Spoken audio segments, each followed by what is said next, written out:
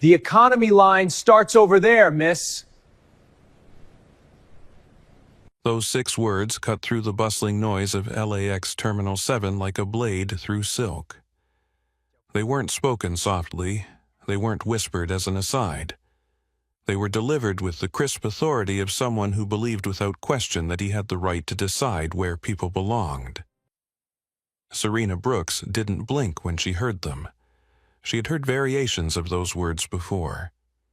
At 42, she had built an empire from nothing, transforming rejection into rocket fuel for success. But today, standing at gate 23 in front of Pacific Elite Airlines' gleaming first-class check-in counter, those words hit differently. Today, she was just a daughter, racing against time to reach her mother's bedside before emergency heart surgery. Before we dive into how one woman's single gesture brought a billion-dollar airline to its knees, tell me where you're watching from. Drop your city in the comments below. And if you believe everyone deserves respect at 35,000 feet, hit that subscribe button. Because in the next 25 minutes, you're going to witness something that will change how you think about power justice and the price of prejudice forever. The man behind the counter was Travis Kellerman, 38 years old, 12-year veteran of Pacific Elite Airlines. His uniform was pressed to knife-edge perfection. His tie knotted with mathematical precision and his blonde hair styled with enough product to survive a hurricane. Travis took pride in maintaining standards. He took even more pride in knowing who belonged where. What Travis didn't know was that the woman standing in front of him, dressed in a simple navy peacoat and comfortable jeans, owned the very engines that powered the Boeing 777 parked outside his window. Serena Brooks was the founder and CEO of Skylink Industries, a logistics empire that quietly leased critical aircraft components to every major airline in the Western Hemisphere. She wasn't a celebrity. She was the infrastructure, the invisible foundation that kept the aviation industry airborne. But she had built her company in the shadows, avoiding publicity, letting others take credit for the innovation that bore her fingerprints. Today, she needed that anonymity. Her mother, Eleanor Brooks, was lying in a Seattle hospital bed, her heart failing after 7 decades of working 3 jobs to put Serena through MIT. The surgery was scheduled for 6 p.m. Pacific time. Serena's flight was supposed to depart at 2:30. She had exactly enough time to make it if everything went smoothly. Nothing was going smoothly. I said, "The economy line is over there," Travis repeated louder this time, his voice carrying across the gate area like a public announcement. Several passengers looked up from their phones. A few started recording. Serena reached into her messenger bag and pulled out her boarding pass. The paper was cream-colored expensive with first class, seat 2, A printed in bold letters across the top. She placed it on the marble counter between them. "I'm in first class," she said quietly. "Seat 2, A." Travis picked up the boarding pass with 2 fingers holding it like it might contaminate him. He studied it with the exaggerated focus of a detective examining evidence at a crime scene. His eyes narrowed. His lips pursed. "This looks suspicious," he announced. "We've been having issues with counterfeit boarding passes lately. People trying to game the upgrade rollover system." Behind Serena, a line was forming. Miguel Santos, a 34-year-old Hispanic marketing director from Phoenix, was traveling to a conference in Seattle. He pulled out his phone and started recording when he heard Travis's accusation. Something about the interaction felt wrong. Familiar. The kind of wrong he had experienced himself too many times to ignore. "I'll need to verify this with the system." Travis continued, making no move toward his computer. "But I can tell you right now, we get a lot of people trying this exact scam.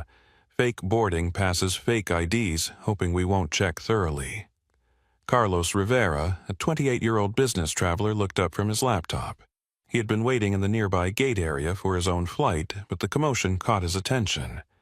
Something about Travis's tone, the way he was treating the woman, made Carlos uncomfortable. He opened his Instagram and switched to live streaming. "We're at LAX Terminal 7, Carlos whispered into his phone.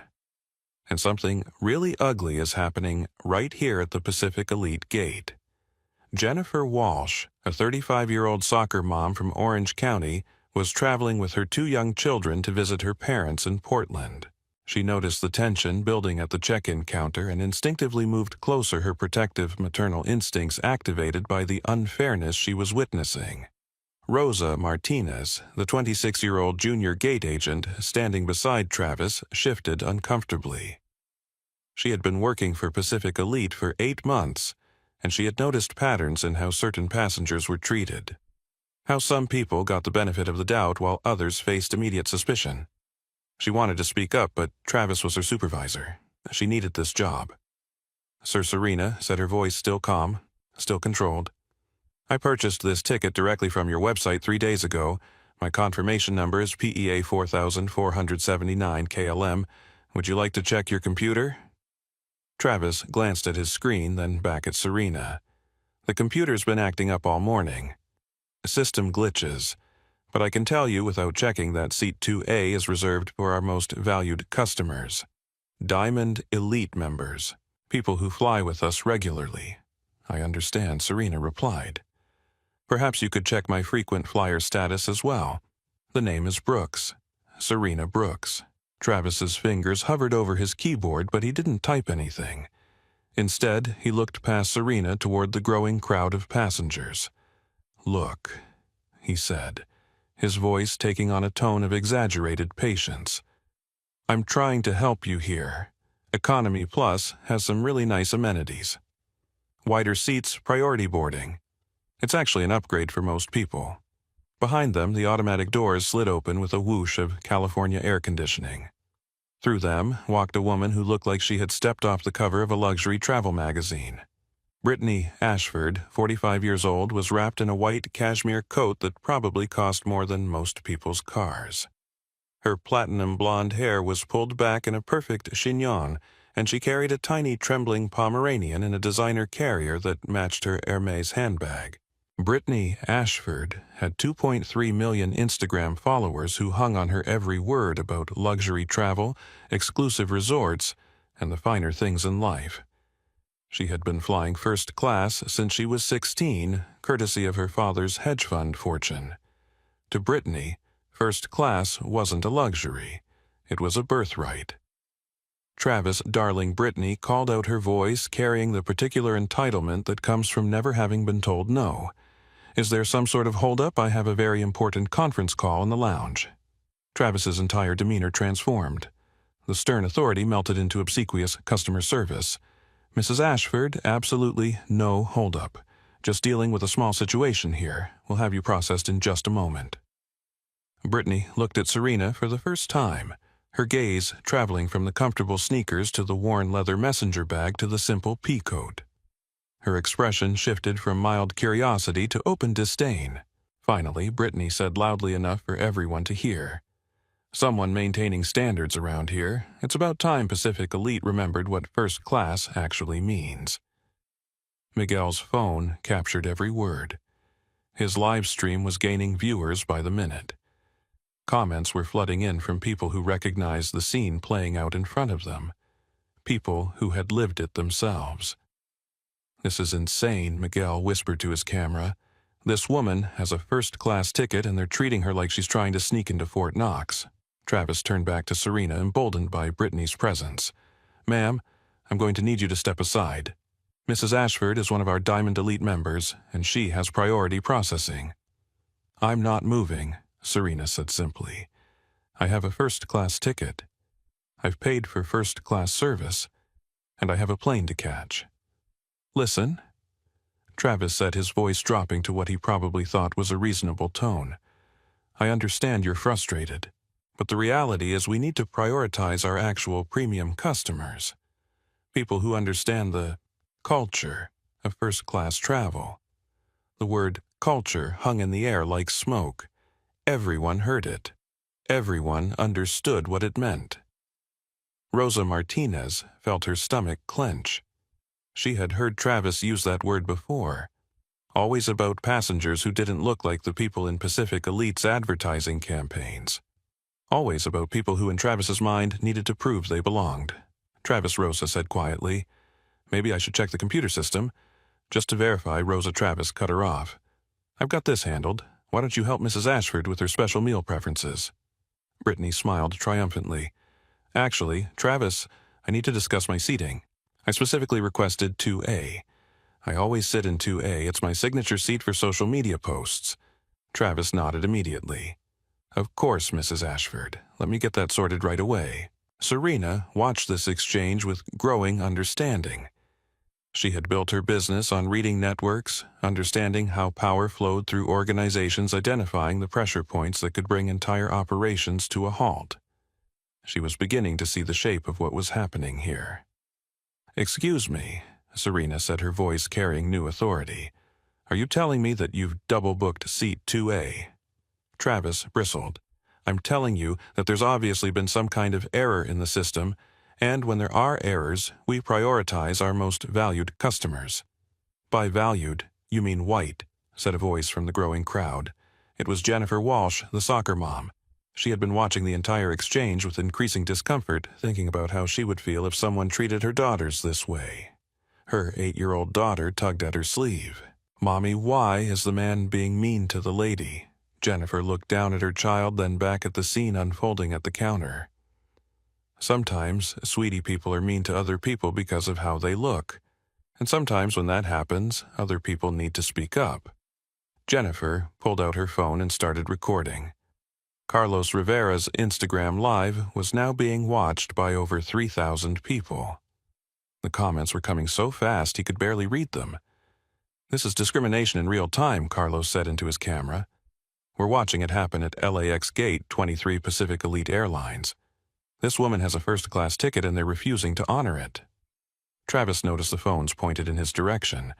His face flushed red. Everyone needs to put their devices away. This is airline business and recording is not permitted in the gate area. Actually, said Miguel, still filming. This is a public area of a public airport, and I have every right to record what I'm seeing. Brittany stepped closer to Serena, close enough that her expensive perfume competed with the smell of recycled airport air. Listen, honey, she said, her voice loud enough to be captured by multiple cameras. Some people just don't understand boundaries. Some people think they can push their way into spaces where they don't belong. Serena looked directly into Brittany's eyes. You're absolutely right, she said calmly. Some people definitely don't understand boundaries. There was something in Serena's tone that made Brittany take a half step back. Something that suggested depths Brittany hadn't anticipated. Travis, oblivious to the undercurrent, pressed forward. Ma'am, I'm asking you one final time to step aside. If you don't, I'll have to call airport security for disrupting airline operations. Call them, Serena said. Travis blinked. He hadn't expected that response. I said, call them, Serena repeated. Let's see what airport security has to say about an airline refusing to honor a confirmed first-class reservation. Rosa Martinez felt something crystallize in her chest. Courage, maybe, or just the understanding that silence made her complicit in something she knew was wrong. Travis, she said louder this time, I really think we should check the computer. Rosa, I told you. No, Rosa interrupted, I'm checking. She turned to her terminal and typed in Serena's confirmation number. What she found on her screen made her go completely still. Travis. Rosa said, her voice barely above a whisper, You need to see this. But Travis wasn't listening. He was waving toward airport security, making exaggerated gestures toward Serena. Sir, called a uniformed security officer. Is there a problem here? Yes, Travis said loudly. This passenger is refusing to follow boarding procedures and disrupting our operations. The security officer, a middle-aged Hispanic man named Officer Martinez, looked at the scene. He saw the phones recording, saw the tension in the crowd, saw a well-dressed woman standing calmly while being accused of disruption. Ma'am, Officer Martinez said to Serena, can you explain what's happening? Serena held up her boarding pass. I have a confirmed first-class reservation. This gentleman is refusing to honor it and demanding I move to economy class. When I declined, he called security. Officer Martinez looked at the boarding pass, then at Travis. Sir, this appears to be a valid first-class ticket. The network's been having issues, Travis said quickly.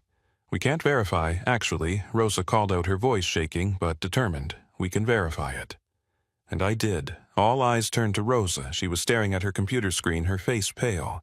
"Travis," she said, "this reservation is not only valid, it's flagged as VIP Executive, Diamond Elite Plus status, and—" Rosa's voice caught, "and it was manually overridden in the network 40 minutes ago, by someone with supervisor access." The gate area fell silent except for the ambient noise of the airport, the hum of air conditioning, the distant announcements echoing through the terminal, the soft beeping of people's phones as Miguel's and Carlos's live streams continued to gain viewers. Travis looked at Rosa's screen, his face cycling through confusion, realization, and then panic. That must be a mistake," he stammered. Serena reached into her messenger bag and pulled out her phone. It was sleek, matte black with a fingerprint scanner and what appeared to be military-grade encryption capabilities. "Travis," she said calmly, "do you know what Skylink Industries is?" Travis shook his head. "Skylink Industries," Serena continued, "is the largest aircraft component leasing company in North America. We own the engines, landing gear, avionics, and navigation networks for 73% of commercial aircraft operating in this region." Travis's face was now completely pale. "The Boeing 777 parked at this gate, Serena said, has 4 Pratt & Whitney engines leased from Skylink Industries. Its landing gear is leased from Skylink Industries. Its flight management network is leased from Skylink Industries." She opened an app on her phone. The screen displayed a real-time dashboard showing aircraft assets, lease agreements, and operational status codes. "Travis," she said, looking directly into his eyes, "check your network again. This time read my name very carefully." Travis turned to his computer with trembling fingers. He typed Serena Brooks into the passenger search field. What came up on his screen made him take an involuntary step backward. The passenger profile showed not just Diamond Elite Plus status, but a notation he had never seen before. "Esli Executive, CEO Access, do not restrict." Below that, in smaller text, Skylink Industries, primary account holder. Below that, in even smaller text, asset owner, Pacific Elite Fleet Components. Travis looked from his screen to Serena's phone to the crowd of people recording every moment of his humiliation. His mouth opened and closed like a fish pulled from water. Miguel's live stream had gained over 5,000 viewers. The comments were exploding faster than he could read them. "Oh my God, she owns the plane, he's so fired, this is about to get real." Carlos switched from Instagram to Twitter, tweeting in real time. "Breaking woman denied first-class seat at LAX turns out to own the aircraft engines. This is incredible." Pacific Elite Racism Jennifer Walsh watched Travis's face crumble and felt a mixture of satisfaction and sadness. Satisfaction that justice was being served. Sadness that it took this level of revelation for basic human decency to matter. Her daughter tugged at her sleeve again. "Mommy, is the nice lady going to be okay now?" "Yes, sweetheart," Jennifer said. "I think the nice lady is going to be just fine." Brittany Ashford was staring at her phone, watching her own social media feeds explode with notifications. Her Instagram followers were commenting on her stories from earlier that morning, and the comments were not kind. "Delete this Queen of Karens. Imagine being this racist on camera. Your privilege is showing and it's ugly." Serena looked around the gate area at the crowd of people who had witnessed this interaction, at the phones recording every moment, at the security officer who was now looking at Travis with deep suspicion, at Rosa, who was still staring at her computer screen in shock. "Travis," Serena said quietly, "you have a choice to make." Travis Kellerman's world was collapsing in real time, but his pride was holding the walls up. Even faced with undeniable proof that he had just humiliated the woman who literally owned the aircraft he worked around, even with thousands of people watching his downfall unfold live on social media, even with his co-workers staring at him in horror, Travis couldn't let go of his authority. "This has to be some kind of setup," he said, his voice cracking. "People can fake anything these days. Digital screens fake apps. This is probably some kind of social media stunt." Officer Martinez looked at Travis with growing concern.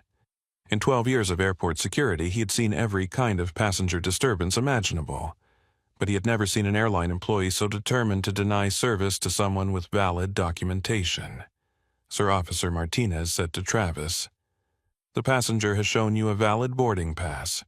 Your own colleague has confirmed her reservation. What exactly is the problem here?"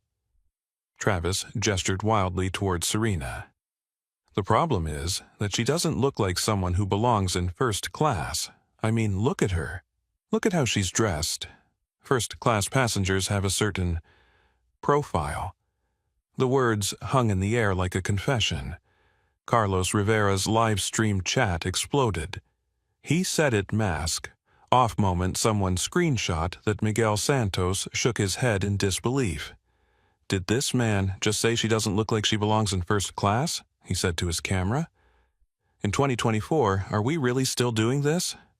Rosa Martinez felt something break inside her chest. She had been working for Pacific Elite for 8 months, and she had watched Travis treat passengers differently based on their appearance too many times to count, but she had never seen him say the quiet part out loud. "Travis," she said, her voice stronger now, "you need to stop talking." But Travis was spiraling, doubling down on a position that was becoming more indefensible by the second. "I've been working for this airline for 12 years, he said. "I know who our customers are. I know what they look like. And when someone shows up looking like—" he gestured again at Serena's casual clothing. "Like that, claiming to have premium status, it's my job to verify." "You mean it's your job to discriminate," said Jennifer Walsh, her voice clear and firm. Travis whirled toward her. "Ma'am, this doesn't concern you. It concerns all of us," Jennifer replied. "Because if you can do this to her, you can do it to anyone." Serena watched this exchange with the calm focus of someone who had spent decades in boardrooms reading people understanding power dynamics. She could see Travis was past the point of rational decision-making. He was operating on pure ego, now defending a position that was destroying his career with every word. She opened another app on her phone. This one connected directly to Skylink Industries' operations center, where her team monitored aircraft assets in real time across the Western Hemisphere. "David," she said into her phone, activating the speaker so everyone could hear. "It's Serena." "Serena," came the voice from her phone. David Thompson, her chief operating officer, sounded surprised. "I thought you were flying to Seattle. Isn't your flight supposed to be boarding?" "There's been a complication," Serena said, looking directly at Travis. "I need you to pull up our asset management dashboard for Pacific Elite Fleet. Pacific Elite. Sure, give me a second." The sound of typing came through the phone speaker. "Okay, I've got it up. What do you need?" "What's our current lease agreement status with Pacific Elite?" Serena asked. "Standard multi-year agreement," David replied. "We're leasing engine components for their entire West Coast fleet. 37 aircraft total. Annual contract value of about $180 million. Travis's face had gone from pale to gray. David Serena continued, "Please review Clause 12B of our standard lease agreement." More typing. Then David's voice reading Clause 12B, Emergency Asset Recall. "In the event of breach of operational standards, discrimination against Skylink personnel, or conduct detrimental to Skylink corporate interests, Skylink Industries reserves the right to immediate asset recall requiring grounding of affected aircraft until lease compliance is restored." The gate area had gone completely quiet. Even the ambient airport noise seemed muted. "Has there been a breach of operational standards?" David asked. Serena looked around at the crowd of people recording. At Travis, whose mouth was hanging open.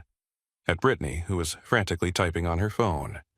At Rosa, who looked like she might be sick. David Serena said clearly, "Pacific Elite employee Travis Kellerman has refused service to Skylink CEO Serena Brooks based explicitly on racial profiling. The discrimination has been documented by multiple witnesses and is currently being broadcast live to thousands of viewers." The silence stretched for 3 seconds. Then David's voice came through the speaker, professional but tinged with disbelief. "Serena, are you asking me to execute emergency asset recall on Pacific Elite's West Coast fleet?" Travis found his voice. Wait, you can't do that. You can't ground an entire airline because of a customer service dispute." Serena looked at him with the kind of patience usually reserved for explaining basic concepts to children. "Travis," she said, "this isn't a customer service dispute. This is racial discrimination being committed by an employee of a company that leases $180 million worth of equipment from my company annually. That equipment comes with very specific terms of use." She turned her attention back to her phone. "David, how long would emergency asset recall take to implement for their West Coast fleet?" "About 40 minutes. We'd need to coordinate with air traffic control and Pacific Elite's maintenance teams, but we could have all 37 aircraft grounded by 3:30 p.m. Travis stepped forward, his hands shaking. "You can't be serious. You'd shut down an entire airline operation because of this?" "Because of what?" Serena asked. "Say it." "Because of what?" Travis's mouth opened and closed, but no words came out. Brittany Ashford, who had been silent since the revelation of Serena's identity, finally spoke up. "This is ridiculous," she said, her voice shrill. "I don't care who you are. I paid for first class. I always sit in 2A. I have 2 million followers who expect a certain standard of travel content." Carlos Rivera turned his camera toward Brittany. "And there it is, folks. When faced with obvious injustice, the concern is about Instagram content." Brittany's face flushed red. "You don't know what you're talking about. I've been flying first class since before that woman even knew airplanes existed." "Really?" Serena said, her voice dangerously quiet. "When do you think I started flying, Brittany?" Something in Serena's tone made Brittany hesitate, but she had committed to her position. "I don't know, but I know I belong in 2A. I always sit in 2A. It's my seat." Serena pulled up another app on her phone. This one showed Pacific Elite's reservation network in real time. "Interesting," she said. "According to the booking record, seat 2A was reserved by Serena Brooks 3 days ago. Your reservation for 2A was made this morning at 10:47 a.m. after my original reservation was manually overridden by someone with supervisor access." All eyes turned to Travis. The network was glitching," Travis said weakly. Rosa Martinez had been quiet, but now she stepped forward with her tablet in hand. "Travis," she said, "I pulled the access logs. You overridden Miss Brooks' reservation at 10:47 a.m. The network notes say VIP accommodation request, B. Ashford." The pieces of the puzzle were falling into place for everyone watching. Miguel's live stream now had over 8,000 viewers. Carlos's Twitter thread was being retweeted hundreds of times per minute. Jennifer Walsh was filming everything while simultaneously texting her husband about what she was witnessing. Brittany's phone was buzzing constantly with Instagram notifications, but they weren't the kind she was used to receiving. #Brittany Ashford is trending, someone in the crowd called out, and it's not good. Serena looked around at the faces surrounding her. She saw Miguel holding his phone steady, documenting everything. She saw Carlos typing furiously, sharing the story as it unfolded. She saw Jennifer explaining to her children why it was important to speak up against unfairness. But mostly, she saw Travis and Brittany, two people so committed to their sense of entitlement that they couldn't recognize the crater they had dug for themselves. "David," she said into her phone. "Are you still there? I'm here, Serena. Execute emergency asset recall, Pacific Elite West Coast Fleet. Full grounding until compliance review is complete." David's voice was calm and professional. "Asset recall initiated. Coordinating with air traffic control now. Pacific Elite maintenance will receive notification in approximately 3 minutes." Travis grabbed for Serena's phone. "You can't do this. This will cost the company millions." Officer Martinez stepped between them. "Sir, you need to step back." "This is insane," Travis shouted. "She can't shut down an airline because someone hurt her feelings." "Hurt my feelings," Serena repeated. "Travis, you denied me service because of my race. You manually overridden my confirmed reservation to accommodate a white passenger who booked the same seat 4 hours later. And you've spent the last 15 minutes doubling down on that discrimination in front of witnesses." Captain Rodriguez's voice crackled over the gate area's speaker network. "Ladies and gentlemen, this is Captain Rodriguez. We're experiencing an unexpected maintenance situation that will require us to delay boarding for approximately 30 minutes. Please remain in the gate area for further updates. The crowd of passengers began murmuring among themselves. Some checked their phones and began finding the live streams. Within minutes, dozens of people in the gate area were watching Miguel's and Carlos's videos in real time, seeing themselves as participants in a story that was rapidly going viral. Amanda Wilson, Pacific Elite's regional manager, came speedwalking through the terminal, her face flushed and her phone pressed to her ear. She had been in back-to-back meetings when her assistant burst into the conference room with news that their LAX operation was melting down on social media. Amanda surveyed the scene, the crowd of passengers with phones at the security officer standing between her employee and a customer, and Travis Kellerman looking like he was having a nervous breakdown. Travis, Amanda said sharply, "What is happening here?" Before Travis could answer, Rosa stepped forward. Amanda Travis refused service to a confirmed first-class passenger and overridden her reservation to accommodate Mrs. Ashford. The passenger turned out to be Serena Brooks, CEO of Skylink Industries. Amanda's face went white. Skylink Industries was one of Pacific Elite's most critical vendors. Without their leasing agreements, Pacific Elite's fleet would be grounded indefinitely. Miss Brooks, Amanda said, turning toward Serena, "I am so sorry. There's obviously been a terrible misunderstanding." "There's been no misunderstanding," Serena replied. "Your employee made his position very clear. I don't look like someone who belongs in first class." Amanda shot a withering look at Travis. "Mr. Kellerman, is that what you said?" Travis looked around desperately for support that wasn't coming. "I was just following protocol. We have to verify suspicious reservations." "What made her reservation suspicious?" Amanda asked. Travis's mouth opened and closed like a fish gasping for air. Miguel continued narrating for his live stream audience. "This is incredible, people. We're watching an entire airline operation shut down because of racism. The CEO of the company that owns their engines just grounded their entire West Coast fleet. Carlos was tweeting updates every 30 seconds. Update: Pacific Elite Regional Manager has arrived. Employees starting to panic. Update: other airlines now watching this gate area. Word is spreading through LAX. Update: airport security called for backup. This is getting huge." Brittany Ashford was becoming increasingly frantic as she watched her Instagram follower count dropping in real time. Comments on her recent posts were overwhelmingly negative. "This isn't fair," she shouted suddenly. "I didn't do anything wrong. I just wanted my regular seat." Jennifer Walsh's 8-year-old daughter tugged at her mother's sleeve. "Mommy, why is that lady yelling?" "Because sometimes," Jennifer explained gently, "when people are used to getting their way by being mean to others, they get very upset when they finally face consequences." The little girl nodded solemnly. "Like when Tommy gets in trouble for being mean at school. Exactly like that sweetheart." Captain Rodriguez's voice came over the speaker again. "Ladies and gentlemen, I need to update you on our maintenance situation. Due to an issue with our leasing agreements, this aircraft will not be able to depart today. Pacific Elite Customer Service will assist with rebooking all passengers." The announcement sent a ripple of shock through the gate area. People began pulling out phones to call loved ones, rebook hotels, rearrange meetings. Amanda Wilson looked like she might faint. "Miss Brooks, please. Surely we can resolve this without grounding our aircraft.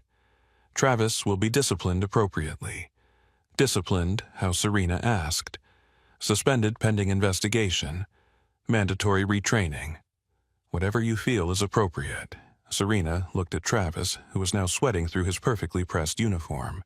"Travis," she said, "what do you think is appropriate?" Travis looked around at the crowd of people recording him at his supervisor, who was clearly preparing to sacrifice him, at the security officer who was watching him with obvious suspicion. I made a mistake," he said finally. "What kind of mistake?" Serena pressed. I judged you based on—" Travis's voice trailed off. "Based on what the entire gate area was silent, waiting for Travis to complete the sentence that would either begin his redemption or complete his destruction. Based on your race," Travis whispered. Miguel's live-stream chat exploded with responses. Carlos's Twitter notifications were coming so fast his phone was overheating. Jennifer Walsh nodded approvingly and squeezed her daughter's hand. Rosa Martinez stepped forward again. "Miss Brooks, I have something else to tell you." Serena turned toward the young woman who had shown more integrity in the last 20 minutes than many people show in their entire careers. This isn't the first time, Rosa said, her voice shaking but determined. "Travis has done this before. Different passengers, same pattern. I've documented it, but I was scared to report it." Amanda Wilson looked like she had been hit by lightning. "Rosa, what are you saying?" "I'm saying that this is Travis's standard operating procedure, and I'm saying that I should have spoken up sooner." Rosa pulled out her phone and opened her Notes app. July 15th. Travis refused to check a Hispanic family's reservation, claimed their boarding passes looked fake. Turned out they were military personnel on leave. She scrolled down. August 3rd. Elderly black man with a first-class ticket, Travis, made him wait 45 minutes while verifying his identity. Man missed his connection. She continued scrolling. September 12th. Asian businesswoman with a confirmed reservation, Travis claimed the network was down and moved her to economy. Network worked fine for the white family behind her. With each incident, Rosa described, Travis seemed to shrink further into himself. Amanda Wilson's face cycled through horror, anger, and what looked like the beginning stages of panic. Serena listened to Rosa's recitation with growing understanding. This wasn't an isolated incident. This was a pattern of discrimination that had been enabled by a network that rewarded people like Travis for maintaining standards while punishing people like Rosa for speaking up. Her phone buzzed with a text from David All Pacific Elite Aircraft grounded. Media inquiries coming in. Should I prepare a statement? Serena looked around at the crowd of people who had become unwitting participants in this moment. At Miguel and Carlos, whose real-time documentation had made cover-up impossible. At Jennifer and her children, who had witnessed both injustice and accountability. At Rosa, who had finally found her courage. "David," she said into her phone loud enough for everyone to hear, "prepare a statement. But first I need you to arrange a conference call with every airline that uses Skylink components." "Every airline?" David asked. "That's going to be a very large call. I want them all to hear what happened here today, and I want them all to understand what will happen if it occurs again." Travis looked up sharply. "You're going to destroy the entire industry because of one incident." Serena met his gaze steadily. "Travis, I'm going to fix an industry that has allowed thousands of incidents like this to happen without consequences." The silence that followed Serena's declaration was broken by the sound of hurried footsteps echoing through Terminal 7. James Patterson, a field reporter for Channel 7 News, was practically sprinting toward Gate 23 with a cameraman close behind. Social media alerts had lit up newsrooms across Los Angeles when Miguel's live stream crossed 10,000 viewers and Carlos's Twitter thread started trending nationally. Miss Brooks James called out slightly breathless from his run through the airport. James Patterson, Channel 7 News. "Can you comment on reports that you've shut down Pacific Elite's entire West Coast operation over a discrimination incident?" Serena looked at the young reporter, then at the camera, now pointed in her direction, then at the crowd of passengers who had become part of something much larger than a delayed flight. "I can comment," she said calmly. "But first I'd like to address something that's been bothering me." She turned to face Travis directly. "Travis, you keep saying you are following protocol. What protocol instructs you to override confirmed reservations based on a passenger's appearance?" Travis looked desperately at Amanda Wilson, but his supervisor was staring at her own phone, reading what appeared to be an endless stream of notifications. The protocol is to verify suspicious activity," Travis stammered. "What made my activity suspicious?" Travis's mouth opened and closed soundlessly. "I'll answer for you." Serena continued, her voice carrying clearly across the gate area and into James Patterson's camera. "Nothing about my activity was suspicious. I had a confirmed first-class reservation. I had valid identification. I had appropriate payment methods. The only thing that made you suspicious was your assumption that someone who looks like me doesn't belong in first class." She paused, letting that sink in. "Travis, do you know what Skylink Industries' annual revenue is?" Travis shook his head. $4.7 billion. Do you know how I built that company? Another head shake. I built it by being told no, by being denied business loans because banks thought a young black woman couldn't run a logistics company, by being passed over for contracts because clients assumed I wasn't qualified, by being treated exactly the way you treated me today hundreds of times for 15 years. The gate area was completely silent except for the soft hum of phones recording and the distant sound of announcements from other gates. Every time someone told me I didn't belong, I used it as fuel to build something bigger. Every rejection became motivation to prove them wrong. And now, Travis, I own the infrastructure that keeps this industry running. Miguel's live stream had crossed 15,000 viewers.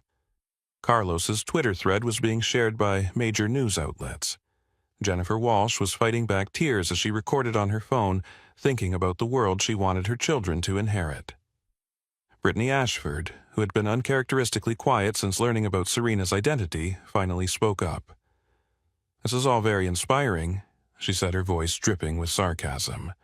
"But some of us have places to be. Can't we just resolve this like adults?" Serena turned toward Brittany with the kind of focused attention that made boardroom executives nervous. "How would you like to resolve it?" Brittany straightened, apparently mistaking Serena's question for negotiation. "You can have your precious seat 2A, she said dismissively. "I'll take 1A. Travis can override whatever needs to be overridden, and we can all move on with our lives." The cameras captured every word, every gesture, every micro-expression of entitled obliviousness. Brittany Serena said quietly, "Do you understand what just happened here?" "I understand that you're making a mountain out of a molehill," Brittany replied. "These things happen. People make mistakes. Travis probably just had a bad day." Carlos Rivera couldn't help himself. "A bad day," he said to his camera. "She thinks racial discrimination is just someone having a bad day." Jennifer Walsh's daughter tugged at her sleeve again. "Mommy, what does the mean lady mean?" "She means," Jennifer said loudly enough for everyone to hear, "that she thinks it's okay to treat people badly if they don't look like her." Brittany whirled toward Jennifer.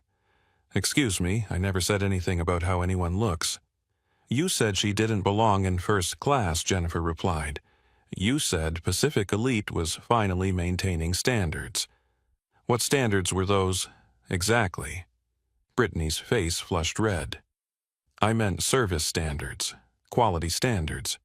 "Based on what? Based on?" Brittany gestured vaguely at Serena's casual clothing. "Based on presentation. First-class passengers dress appropriately." Serena looked down at her navy peacoat and comfortable jeans. "Brittany, this coat costs $1,200. These jeans are custom-made. My bag is Italian leather handcrafted in Florence. My shoes are from a boutique in London." She paused. "But even if I was wearing a $20 outfit from Walmart, I would still deserve to be treated with basic human dignity." The words hung in the air like a challenge. Brittany opened her mouth to respond, then seemed to realize that anything she said would only make things worse. Amanda Wilson finally looked up from her phone. "Miss Brooks, I've been in communication with our corporate headquarters. We're prepared to offer you our sincerest apologies and full compensation for this incident." "What kind of compensation?" Serena asked. "Free flights for a year, upgrade to our highest frequent flyer status. Personal apology from our CEO." Serena considered this for a moment. "And what happens to Travis' immediate termination? He'll be escorted from the airport today.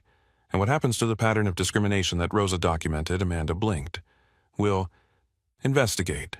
And what happens to ensure this never occurs again?" Amanda looked uncertain.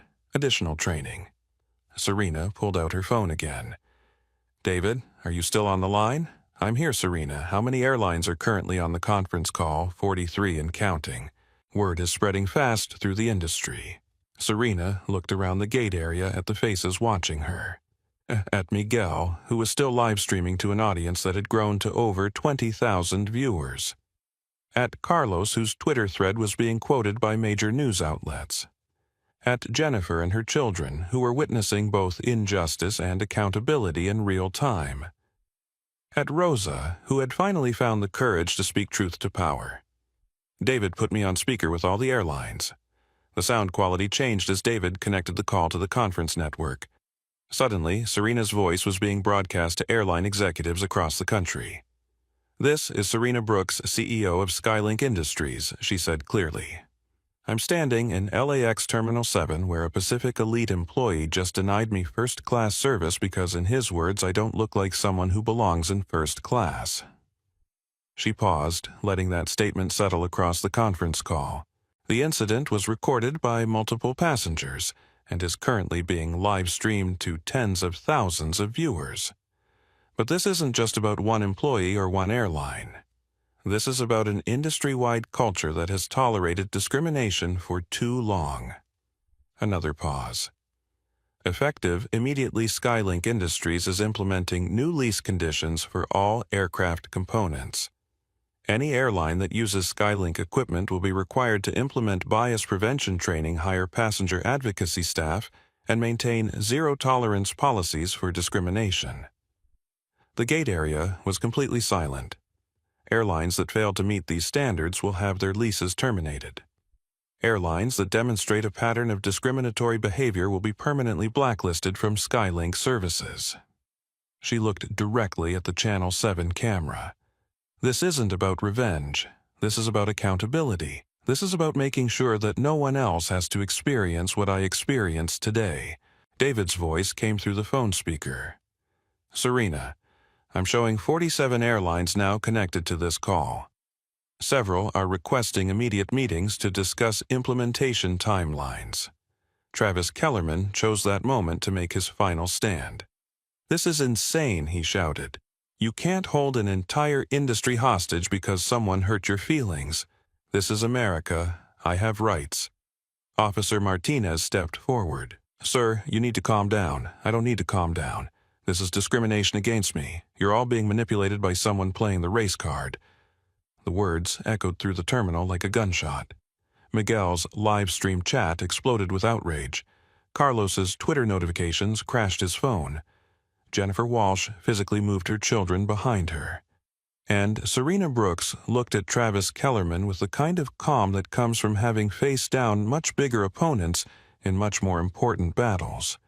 "Travis," she said quietly, "thank you." Travis blinked in confusion. "What, thank you for making this so clear. Thank you for demonstrating exactly why these changes are necessary. And thank you for doing it all on camera so no one can pretend this kind of behavior doesn't exist." She turned back to the phone. "David, I want you to play Travis's last statement for everyone on the call. I want every airline executive to hear exactly what their passengers are experiencing." David's voice was crisp and professional. "Recording played for all participants. I'm receiving immediate responses from multiple carriers requesting emergency meetings." Amanda Wilson looked like she was going to be sick. "Miss Brooks, surely Travis's behavior doesn't represent Amanda." Serena interrupted. 3 hours ago, I was a loyal Pacific Elite customer flying to see my dying mother. Travis turned me into an activist. Brittany turned me into an opponent. Your company turned a private family emergency into a public reckoning." She gestured toward the cameras, the crowds, the phones, broadcasting everything in real time. "This story is going to be told thousands of times in news reports and social media posts and conversations around dinner tables. The only question now is what story you want it to be." Captain Rodriguez appeared in the gate area, still in his uniform, looking confused and concerned. "Amanda, I need to understand what's happening. My plane is grounded, my passengers are upset, and air traffic control is telling me this is some kind of corporate dispute." Serena extended her hand toward the captain. "Captain Rodriguez, I'm Serena Brooks. I own the engines on your aircraft." Captain Rodriguez shook her hand, clearly trying to process the situation. "Ma'am, is there a safety issue with the engines?" "No safety issue," Serena replied, "but there is a discrimination issue with your airline." She quickly explained what had happened. Captain Rodriguez listened, his expression growing more troubled with each detail. "Ma'am," he said finally, "speaking for myself and my crew, what happened to you is unacceptable. We don't support that kind of behavior." "I believe you," Serena said, "which is why I'm going to make an offer." She looked around the gate area one more time. At the passengers who had been delayed, who had plans disrupted, who had become part of this moment through no choice of their own.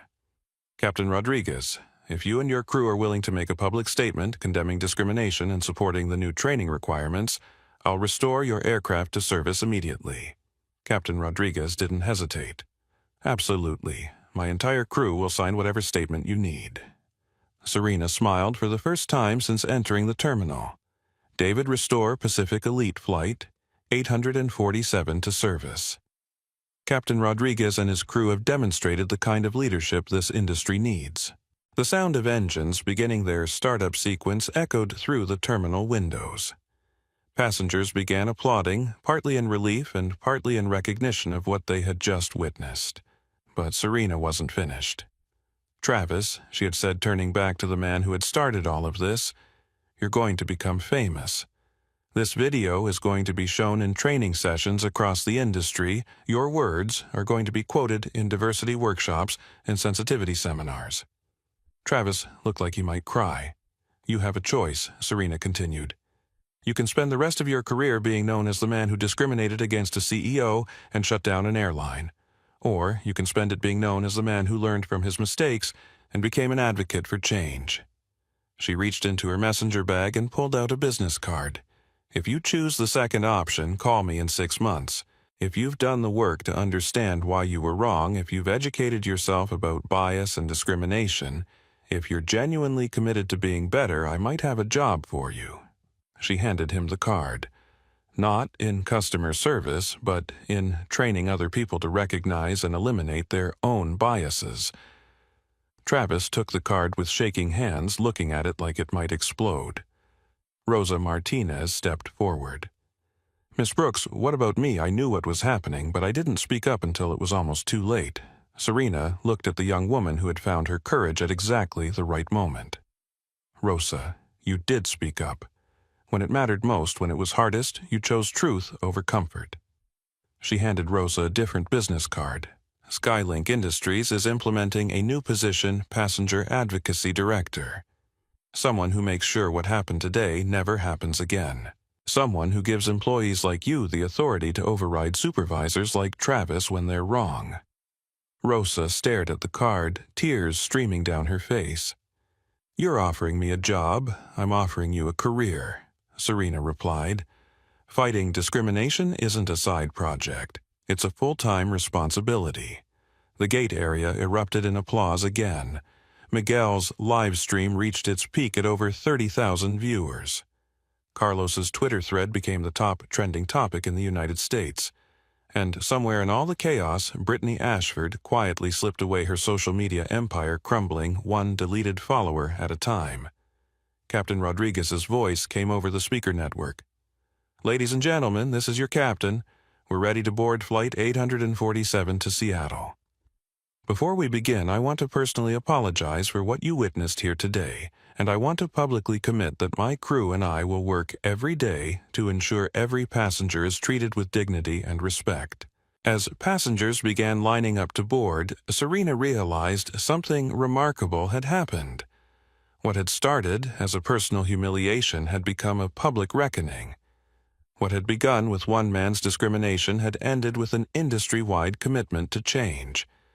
Her phone buzzed with a text from the hospital in Seattle. Surgery successful. Your mother is asking for you. Serena smiled, feeling the weight of the last 3 hours finally beginning to lift. Jennifer Walsh approached with her children. Miss Brooks, thank you for showing my kids what it looks like to stand up for what's right. Miguel Santos ended his live stream with a simple statement. This is what accountability looks like. This is what change looks like. And as Serena Brooks finally boarded Flight 847, taking her seat in 2A, she knew that something fundamental had shifted. Not just for her, not just for Pacific Elite, but for an entire industry that had just learned the cost of discrimination. The plane lifted off into the California sky, carrying passengers who would never forget what they had witnessed, crew members committed to doing better, and one woman who had turned a moment of humiliation into a movement for change. 6 months after the LAX incident that became known as the silent gesture heard round the world, Serena Brooks stood in the boardroom of Skylink Industries' new Los Angeles office, looking out at the same airport where everything had changed. The morning sun caught the wings of dozens of aircraft, each one now operating under the new industry standards that had emerged from that confrontational day at Gate 23. Her phone buzzed with the latest industry report. Discrimination complaints across all major carriers were down 68%. More importantly, passenger satisfaction scores were at an all-time high, proving that basic human dignity was actually good for business. A knock at her door interrupted her thoughts. "Come in," she called. Rosa Martinez entered, carrying a tablet and wearing the confident smile of someone who had found her purpose. As Skylink's passenger advocacy director, Rosa had become one of the most respected voices in airline customer service training. Her testimony about the patterns of discrimination she had witnessed had led to congressional hearings and new federal oversight requirements. "Good morning," Serena Rosa said. "I wanted to update you on the Travis Kellerman situation." Serena raised an eyebrow. "He actually called last week. He's completed bias training, diversity education, and has been volunteering with civil rights organizations for 4 months. He wants to interview for the training position you mentioned." Serena considered this. When she had handed Travis her business card that day, it had been partly mercy and partly strategy. Sometimes the people who had been most wrong could become the most effective advocates for change if they were genuinely committed to the work.